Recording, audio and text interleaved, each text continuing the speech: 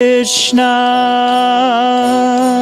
Krishna Krishna, Hare Hare, Hare Rama, Hare Rama, Rama Rama, Hare Hare.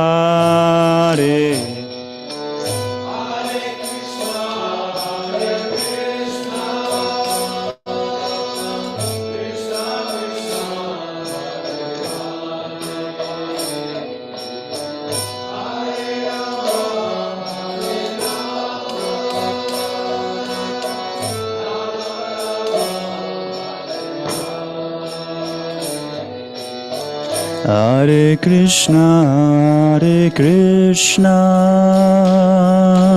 Krishna Krishna, Hare Hare, Hare Rama, Hare Rama,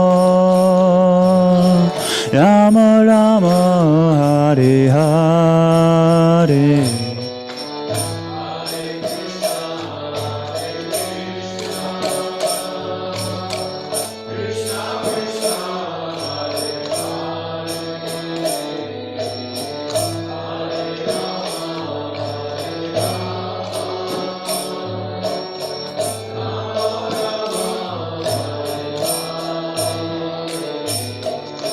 Hare Krishna, Hare Krishna,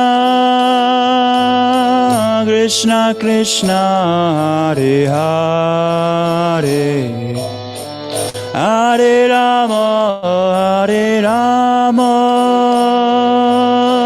Rama Rama, Hare Hare.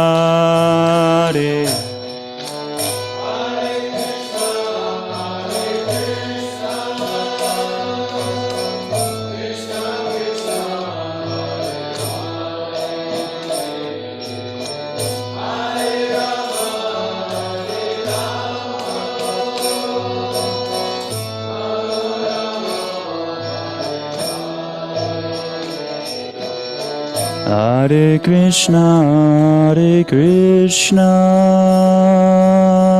Krishna Krishna, Hare Hare, Hare Rama, Hare Rama,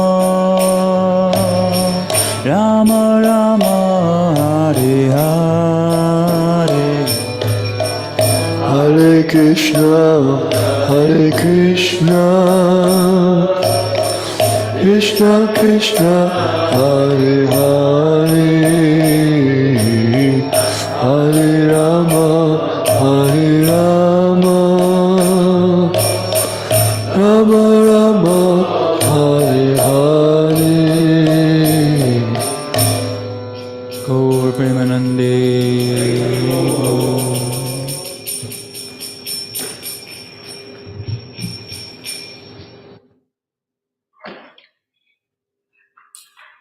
Thank you very much, Prabhu. Go ahead.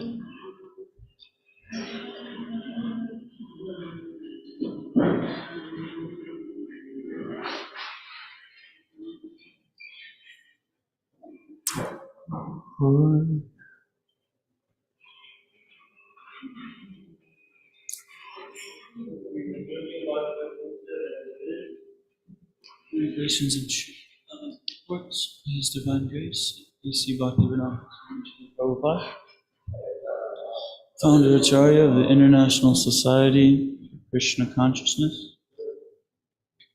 We'll start on page 1 with the introductory prayers. Om Jnana Tarandasya Jnana Shalakaya Chakshuranitam Nena Tasmai Shri Gurave Namaha Shri Chaitanya Manobhishtam Sthapitam Yena Bhutale Swayam Rupa Kadamayam Dadati Swapadantikam Vandeham Shri Guru Shri Yuta Padakamalam Shri Gurun Vaishnavamscha Shri Rupam Sahajatam Sahagana Raghunatam Vikam Tam Sajivam Sahadvaitam Sahavadutam Parijana Sahitam Krishna Chaitanya Devam Shri Radha Krishna Padam Sahagana Lalita Shri Vishakam He Krishna Karuna Sindhu Dinabandho Jagatpate Gopesha Gopika Kanta Radha Kanta Namostute Tapta Kanchana Gaurangi Radhe Vrindavaneshwari Vrishabhanu Sute Devi Pranamami Hari Priye Vanchakalpa Tarubhyascha Vipa Sindhu Bevacha Atitanam Pavanebhyo Vaishnavebhyo Namo Namah Shri Krishna Chaitanya Prabhu Nityananda Shri Advaita Gadadhar Srivasadi Gaura Bhaktivinoda Hare Krishna Krishna Krishna Hare Hare Hare Rama Rama Rama Hare Hare. Chapter 4, Transcendental Knowledge, Text 20. It's on page 235 in the temple room.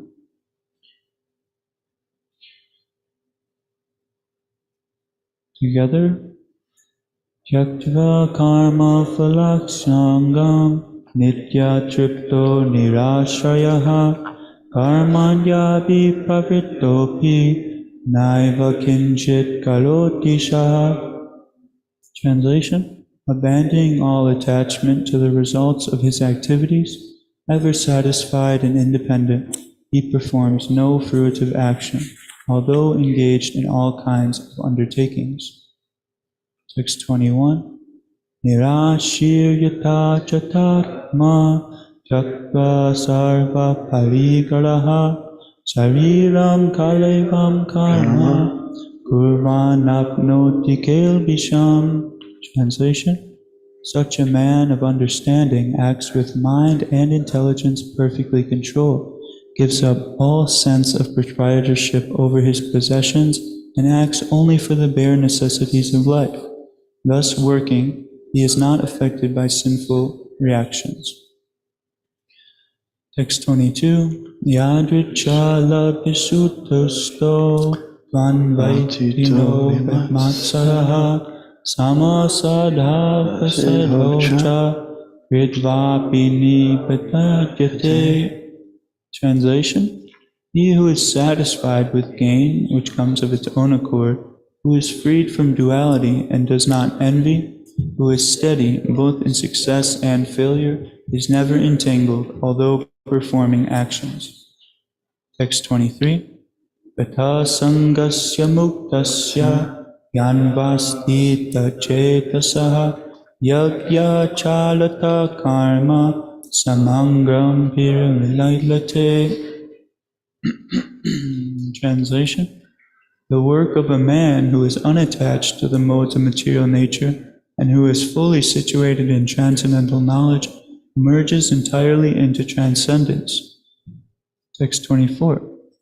Ramarpanam brahmahavir brahmagno brahmanahutam brahmaiva tena gantavyam brahmakarma samadhina. Translation: a person who is fully absorbed in Krishna consciousness is sure to attain the spiritual kingdom because of his full contribution to spiritual activities, in which the consummation is absolute and that which is offered is of the same spiritual nature. Text 25. Daivyam iva pare yagyam yogina pariyupsate Dhammakna vapare yagyam Yagyanav Ujutavati. Translation: some yogis perfectly worship the demigods by offering different sacrifices to them, and some of them offer sacrifices in the fire of the Supreme Brahman. Text 26. Krota dinindriyanyanye samyam vegeshu yuvati sampadin vishayanantya Indriyagneshu juvati. Translation: some of them sacrifice the hearing process and the senses in the fire of the controlled mind, and others sacrifice the objects of the senses, such as sound, in the fire of sacrifice. 627. Sarvindriya nakarmani pranakarmi nicharpate atma samyama yogeno druvati jnanadipate.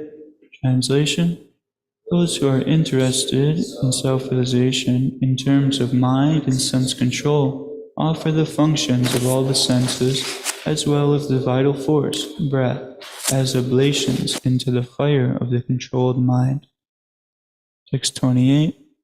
Dravigyanastapapyogno yoga yagnas tatapare svayayat gana yagnas cha yatita samsita vrata. Translation: there are others who, enlightened by sacrificing their material possessions in severe austerities, take strict vows and practice the yoga of eightfold mysticism. The others study the Vedas for the advancement of transcendental knowledge. 629. Apane juvanti pranam prane pranam tatapare pranapana gati rudva pranayama parayana appare nityaya yarta pranan praneshu juvati. Translation: and there are even others who are inclined to the process of breath restraint to remain in trance, and they are practicing stopping the movement of the outgoing breath into the incoming and the incoming breath into the outgoing, and thus at last remain in trance, stopping all breathing. Some of them, curtailing the eating process, offer the outgoing breath into itself as sacrifice. Text 30. Sarvepyete yagya video yagya shapita kalmasaha yagya shista mrita bujo yanti brahma sanatanam. Translation: all these performers who know the meaning of sacrifice become cleansed of sinful reactions, and having tasted the nectar of the remnants of such sacrifice, they go to the supreme eternal atmosphere. And lastly, text 31. Nayam lokostya yasya kutonya kurusatamaha. Translation: O best of the Kuru dynasty, without sacrifice one can never live happily on this planet or in what is in the next.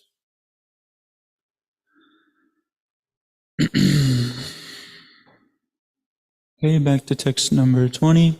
Translation: abandoning all attachment to the results of his activities, ever satisfied and independent, he performs no fruitive action, although engaged in all kinds of undertakings. Purport by His Divine Grace, A.C. Bhaktivedanta Swami Srila Prabhupada. This freedom from bondage of actions is possible only in Krishna consciousness, when one is doing everything for Krishna. A Krishna-conscious person acts out of pure love for the Supreme Personality of Godhead, and therefore he has no attraction for the results of action. He is not even attached to his personal maintenance, for everything is left to Krishna. Nor is he anxious to secure things, nor to protect things already in his possession. He does his duty to the best of his ability and leaves everything to Krishna. Such an unattached person is always free from the resultant reactions of good and bad. It is as though he were not doing anything. This is the sign of a karma, or actions without fruitive reactions. Any other action, therefore, devoid of Krishna consciousness, is binding upon the worker, and that is the real aspect of vikarma, as explained herein before. Maharaj, would you like to speak anything on any of these verses?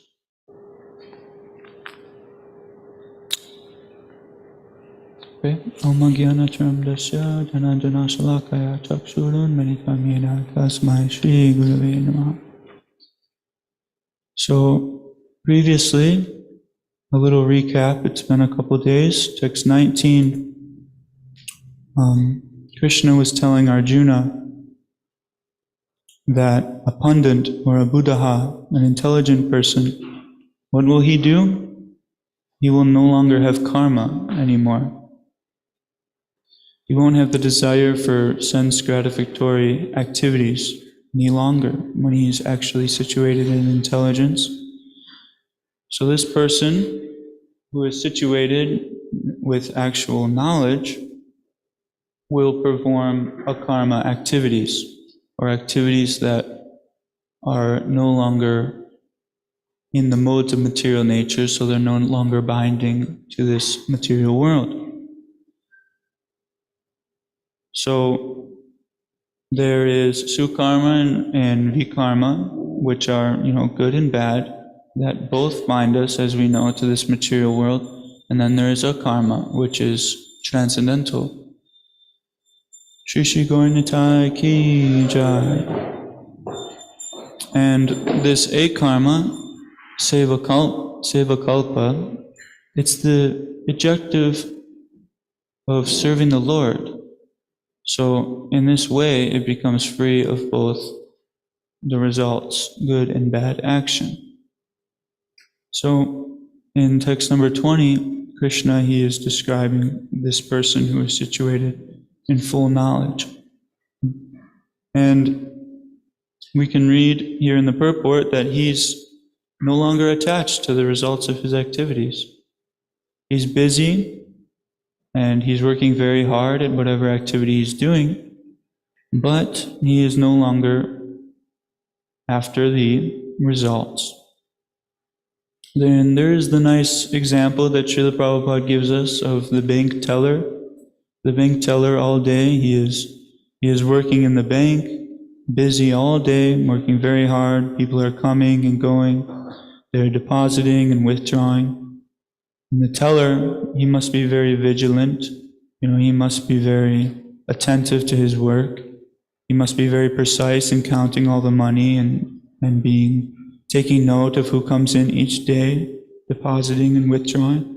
But at the end of the day, when he's doing the checks and balance system for the bank, he's just merely doing his duty. He's writing his summary statement and how much the bank got, how much did the bank let go out today.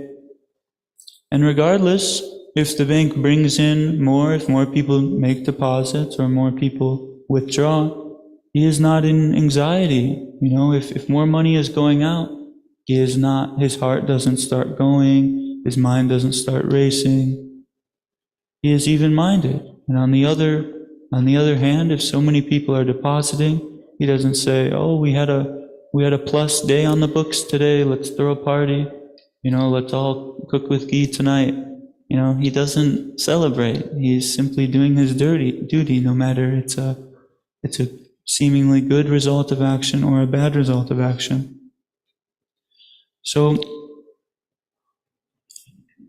this bank teller, he's actually situated doing his duty. And whether these ups and downs come, he is steady in his work. And he knows whether or not the bank brings in money or it lets more money go out, he has a fixed salary every month. He will get that payment, and in that way he does his duty. Simple as that. So this is a wonderful, example that Srila Prabhupada gives us, and the Vaishnavacharyas gives us, for somebody who is actually in knowledge. Likewise, a person who is performing akarmic activities that are no longer situated in the modes of material nature, they're performing bhakti yoga, loving devotional service to the Supreme. He has nothing to do with the ups and downs of life. Whether his mind is giving him trouble today or he is exceptionally happy today.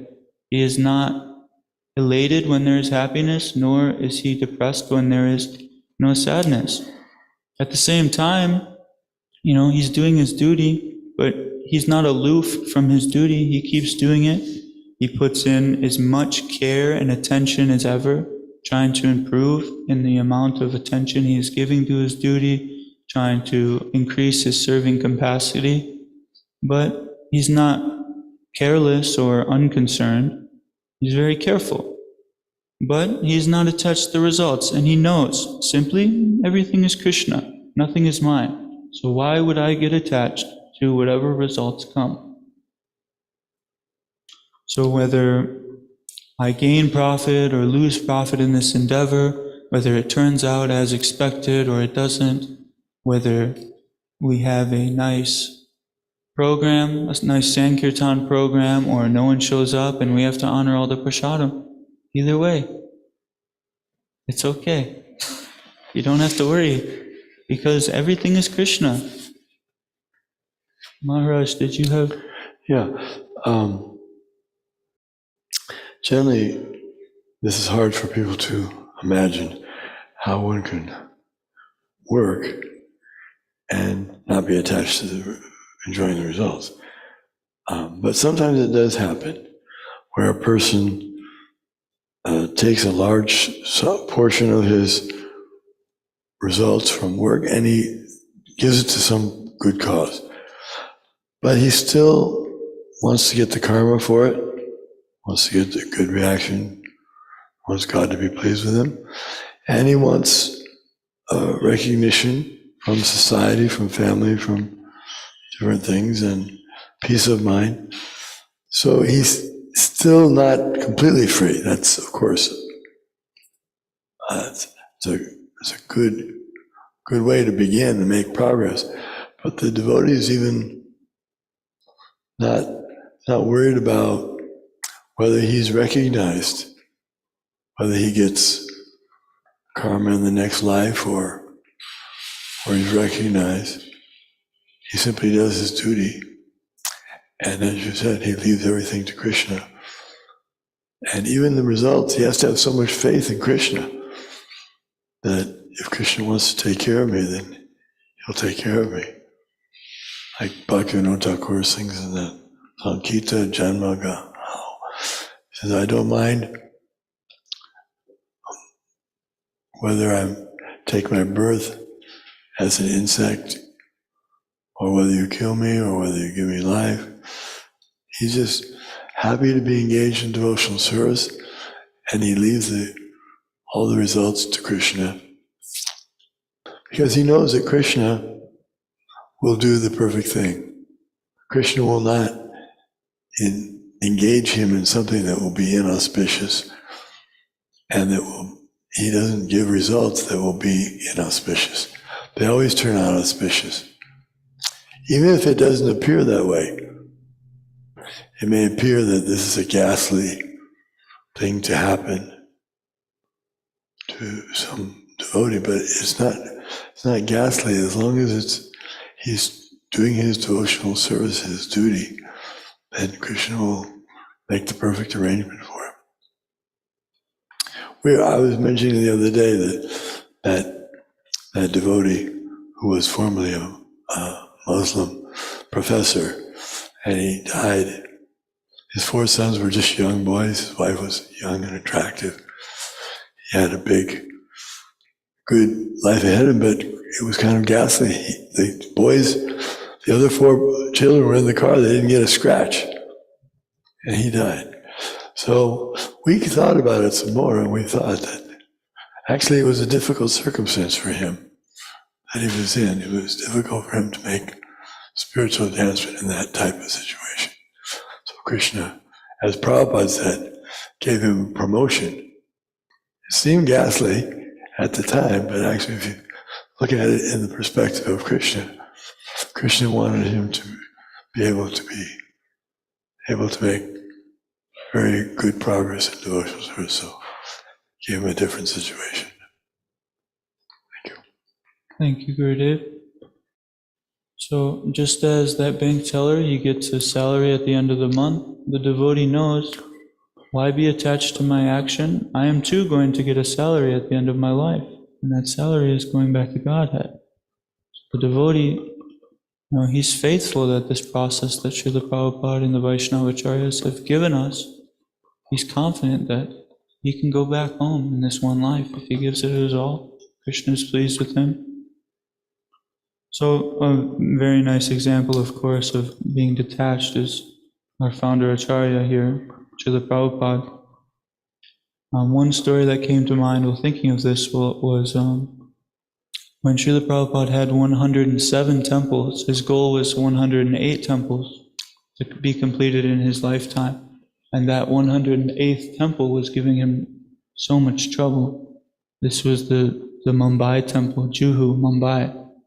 And there was this one particular culprit, Mr. Nair, he was creating so much trouble. He had sold it to the ISKCON devotees, and he also sold it to someone else. And this rascal, he actually tried selling it to a third, person, and a third person, and it was a mess trying to obtain the land and trying to secure everything. And Mr. Nair was giving the devotees a very hard time. And Krishna, he's always looking out after his devotees. It's a long story. There's a nice book, the Juhu story. I'll build you a temple. Yes, thank you. The Juhu story. And we got to read this with Maharaj a while back, and there's a lot of details there. But basically, why I'm mentioning this is there was a class that Srila Prabhupada was actually giving in this temple before it was done. And he was saying that we have 107 temples now. If Krishna doesn't want us to have this temple, that's Krishna's arrangement. So either way, he was saying, leave it up to the Lord. I'm unattached. Let me try to do my duty. I set this goal of 100 temples. Either way. So this is a lot of detachment, and we can see Srila Prabhupada and the devotees on the scene, they were working so hard to try to get this temple. Yet here Prabhupada says, I'm trying my best to do my duty, but it's in the hands of Krishna. There's nothing that I can do. But Krishna, he does look out for his devotees, and Mr. Nair, he took an early death, and we did end up getting that property. And now we have a beautiful complex in Juhu to show. Shri Radharasa Bihari is there, and beautiful, beautiful deities. So, Krishna did end up arranging this 108th temple for Srila Prabhupada. So that's a nice exhibition of his detachment, but extreme willingness to do everything for the Lord's mission. So, this next verse, text 21, reads, "Such a man of understanding acts with mind and intelligence perfectly controlled, gives up all sense of proprietorship over his possessions, and acts only for the bare necessities of life. Thus working, he is not affected by sinful reactions." So,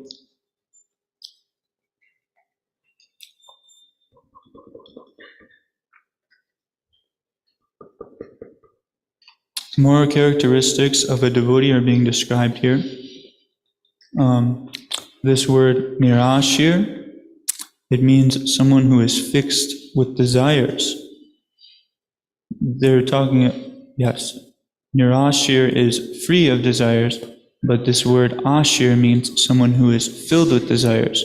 So they're thinking that I want this, I want that, I want more sense gratification. Nothing's ever enough for this person. It's ashir. But Krishna, he's talking about nirashir, somebody who is free from this. This devotee, he does not have a desire for sense gratification, and that is why he is able to be so content and so satisfied in his life. And his mind and intelligence are under control because his senses are under control.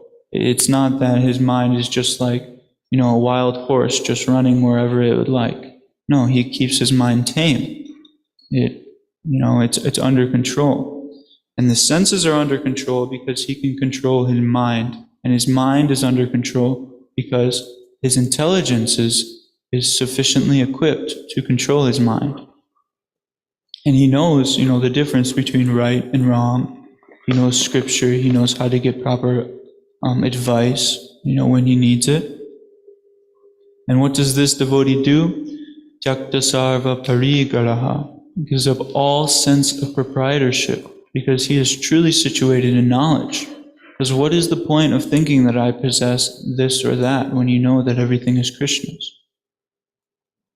So an example of a devotee who's giving up all proprietorship, again, the shining example, Srila Prabhupada.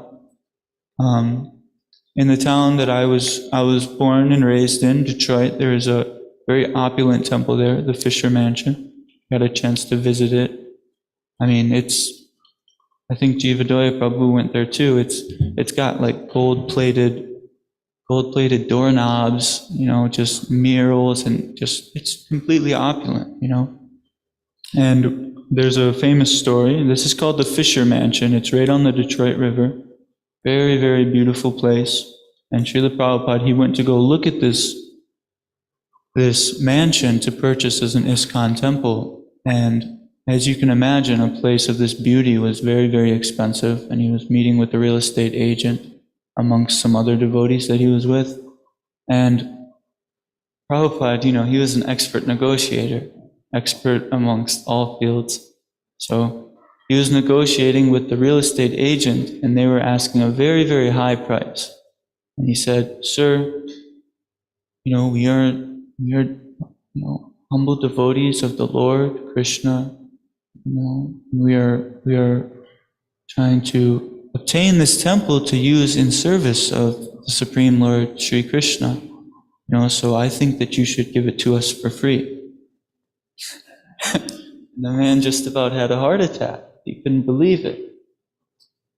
And he said, No, this temple, it belongs to it used to belong to the owner of Rolls-Royce. I can't just give it to you for free. It's worth so much money. So they went on negotiating, and the man was telling him a large number, and Prabhupada said, I can pay you right now. Will you take cash right now? Or will you take a check right now? If you take a check right now, I will pay half of what you just said. And the man says, okay, if you're willing to give cash, check on scene right now. And the devotees that were with him they started to almost have a heart attack. They're thinking, Srila Prabhupada, we don't have that kind of money. Why are you agreeing to this, And so the real estate agent, he said, okay, we can do half of what I just said. And sure enough, Prabhupada, he gets on the phone and he calls a very nice devotee, Ambrish Maharaj, who he was the great-grandson of Henry Ford Motor Company, very popular in Detroit. And Ambrish Maharaj, he says, Srila Prabhupada, I can supply half of what you just said. I can write a check. And my fiance, who's also a wealthy devotee, give her a call and see if she can write the other half. Not his fiance. Not his fiance? No, the god sister. Oh, it was his god sister. Oh, I'm sorry. Misspoke. It was Leka his god. Shravanti. She's the daughter of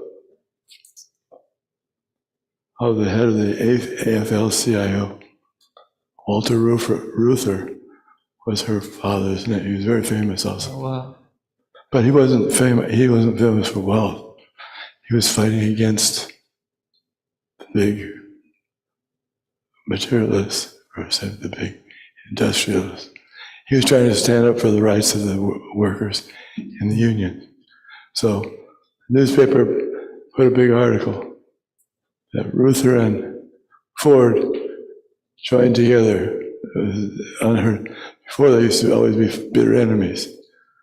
Ford and Reuther. Mm-hmm. Reuther was always for the rights of the unions, labor union. Anyway, they both were devotees, and she used that was all the money she had. She gave half, and he gave half. He could have given, of course, all of it easily, but he gave half, and then she gave half. So it was a great victory for Vaishnavism. Yes, it was a great victory, and we ended up obtaining the temple. We still have it today. And Srila Prabhupada, he never stepped foot back in that temple. He purchased it, he went through this whole ordeal, never stepped foot back in that Detroit temple. And he even said something along the lines of, when I entered into that building, it was not mine. And when I walked out of the building, we purchased it for the Lord, it's not mine now. We can use it in service of Lord Krishna, it's Krishna's. So giving up all sense of proprietorship. So a wonderful example that Srila Prabhupada gives us. This next verse, he who is satisfied with gain which comes of his own accord, who is free from duality and does not envy, who is steady both in success and failure, is never entangled, although performing actions.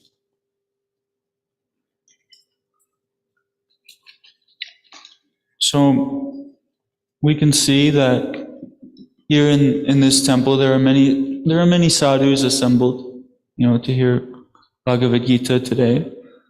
And generally when you hear the word sadhu, especially Indians, there's a whole class of men in India who wander, begging for food and, get by like that, very simply, relying on God to supply them.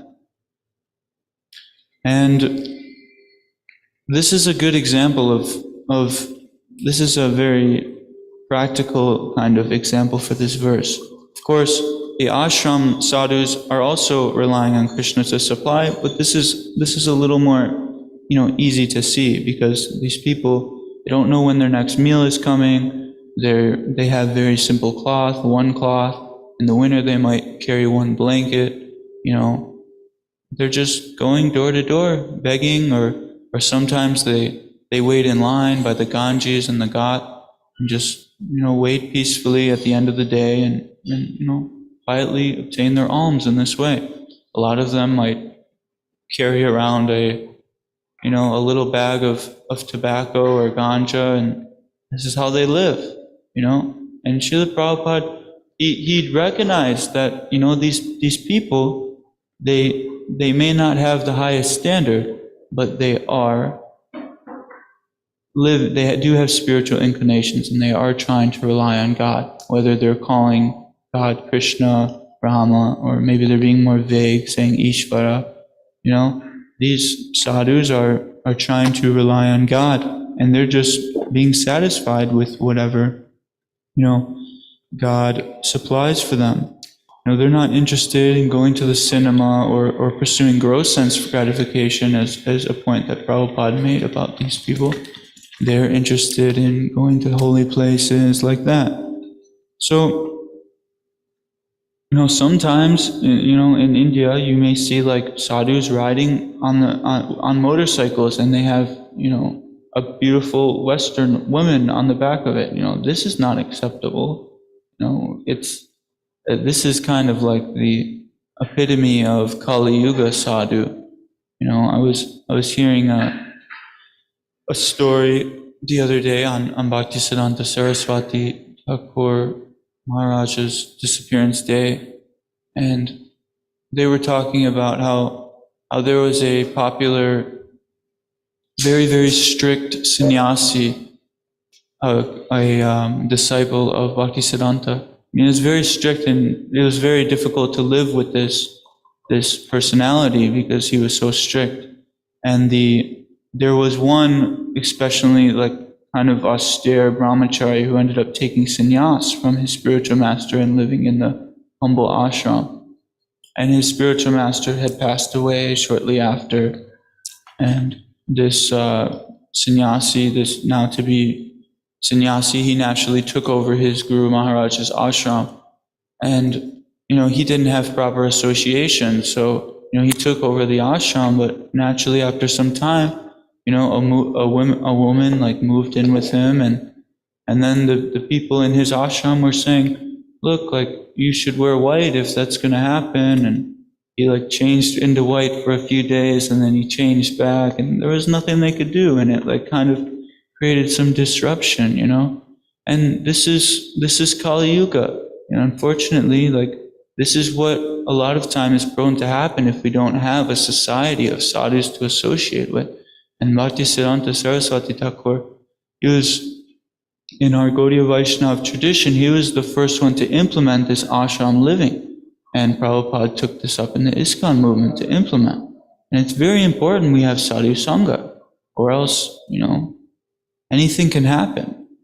And when I was hearing this, it reminded me of the past time when Nimai and Nitai, they were wandering, or they were on their way to, where were they on their way to? They were along the bank of the Ganges, and they stopped in Kalinapur, this town on the bank of the Ganges, and they came across an ashram, and it was a small hut. And Lord Chaitanya Nimai at the time, he asked, Lord Nityananda, who lives in this house? And Nityananda said, this is the abode of a sannyasi. And so they went in, knocked on the door, and paid their humble respects. And the sannyasi greeted them, and the sannyasi, was very ecstatic to see two young Brahmana boys who were very effulgent, and, he saw they were Vaishnavas, so he welcomed them in. And he started speaking with them and offering them foodstuffs like this. And basically, out comes a woman that he's living with, so he's a householder sannyasi, as they were calling it, And this householder sannyasi, they're talking back and forth, and he says, "Oh, I want to bless you, Lord, or I want to bless you, Nimai." And he says, "I bless you with material success. I hope you have a beautiful wife and great wealth." And Nimai says, "I don't want this blessing. I want the blessings of Lord Sri Krishna." And then the sannyasi, he kind of rolls his eyes and he says, the old saying is true. When you try to do good for somebody, it goes back to bite you. So the sannyasi was getting a little upset, and Lord Nityananda calmed him down a bit and said, "No, my dear sir, we're very sorry, we didn't mean any offense." So like this, the sannyasi kind of changed, his mood changed again. He said, "Let's feast," He starts bringing out, some food, and he feeds the two Brahmana boys, and then he's laughing, he's getting ecstatic. And he says, "Oh, I'll bring out some ananda, I'll bring out some bliss, I'll bring out some happiness." And Lord Nimai is like, "What is he talking about, Nityananda?" And Nityananda, having traveled all through India, he says, "I think this sannyasi," he knew he was a Shakta sannyasi. He knew he was in the Shakta school of worship, worshiping the Lord's energy. And a lot of times these Shaktas are accustomed to drinking wine. And he knew by ananda, by bliss, he meant he's going to bring some wine for the two Brahmana boys. And as soon as, Lord Nimai, heard this, he just screamed Vishnu's name, and they actually both left, and they went and they jumped in the Ganges to get purified, and they swam to Advaitacharya's house from there. Lord Nityananda took the form of Ananta Shesh, and Nimai was riding on his back all the way down the Ganges to Advaitacharya's house.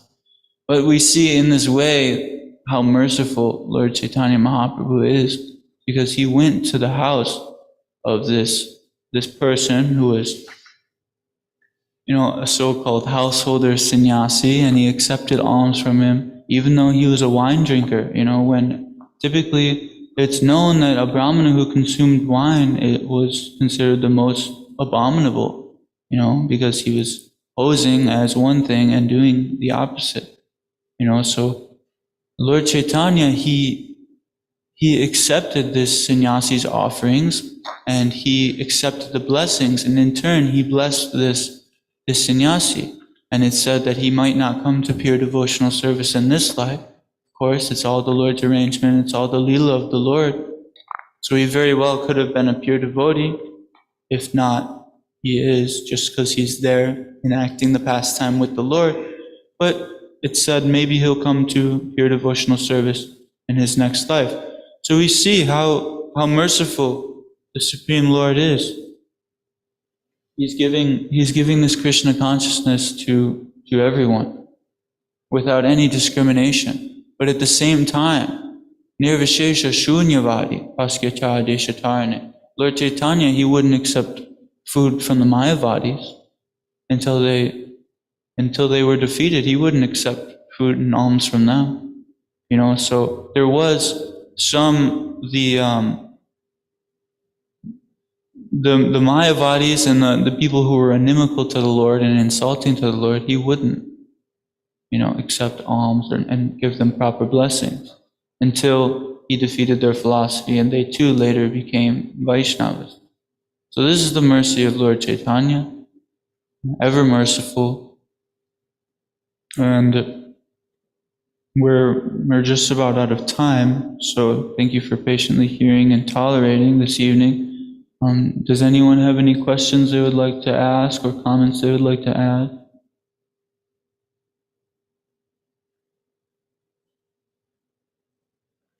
Yes, Jai Keshava Prabhu.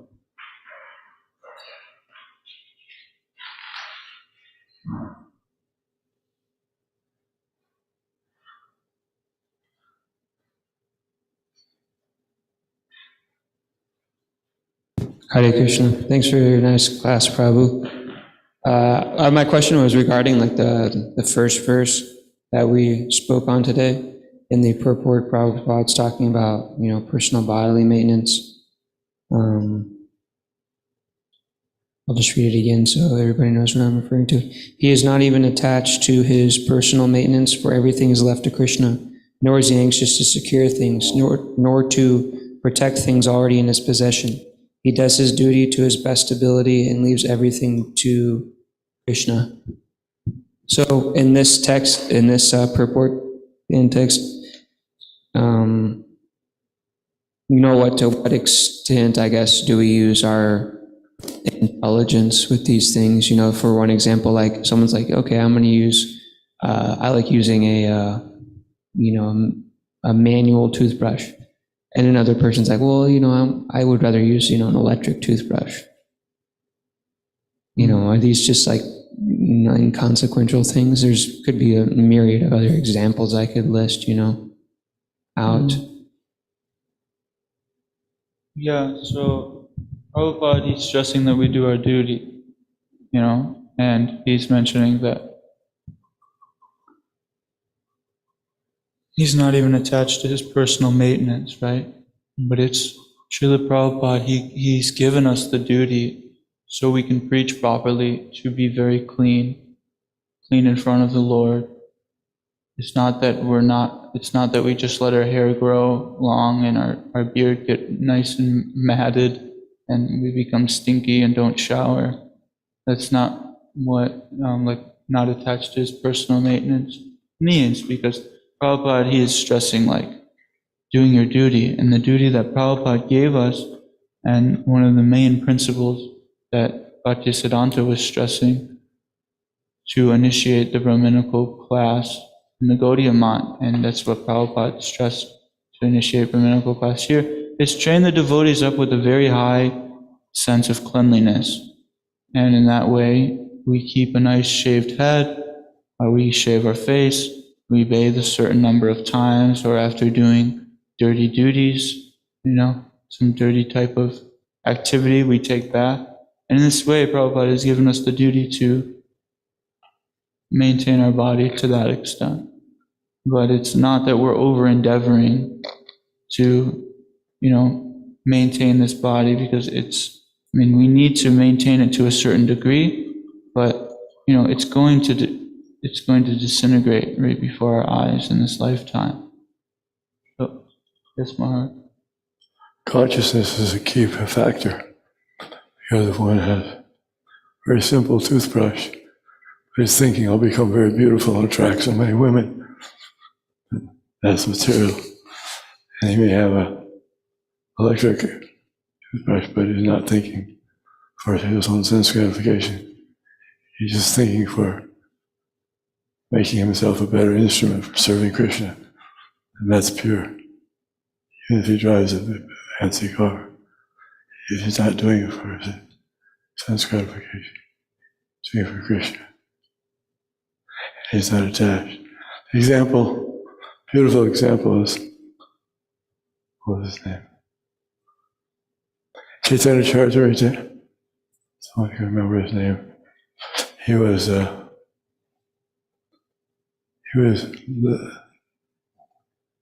considered a very advanced devotee, and he used to send devotees to learn from him. So one devotee was sent to learn from him, and he came in to his domicile, and the house was beautifully appointed, wonderful, very expensive. Pundarik Vidyanidhi. Yeah, that's it.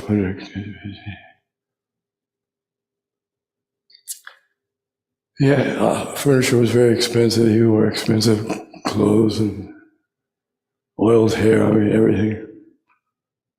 The devotee was astounded. What is this? Is this supposed to be renunciate?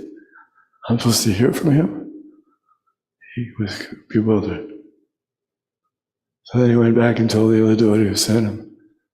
He said, go again and ask him to explain about the pastimes of Krishna. Or so he started speaking some verses. Yeah, he spoke some verses. When he spoke those verses, Pundarik Vidyanidhi became so much enraptured, ecstasy and love for Krishna, that he began rolling on the ground, breaking all the furniture, ruining all of his clothes. He just was completely unmindful of any of those circumstances. So then he realized he made an offense in his mind. I was thinking he was a materialist by external appearance, but actually he was not. So then he became his disciple. Yes.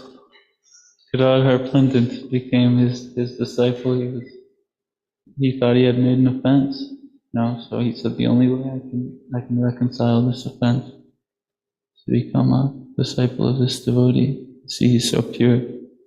And he was one of the most exalted Vaishnavas, it was said. He was very, very close associate with Lord Chaitanya Mahaprabhu. Very elevated devotee. Well, thank you very much for hearing Srimad Bhagavad Gita. Hare Krishna. All glories to the assembled devotees. All glories to Srila Prabhupada. All glories to Rupanuga Vedic College, Dham.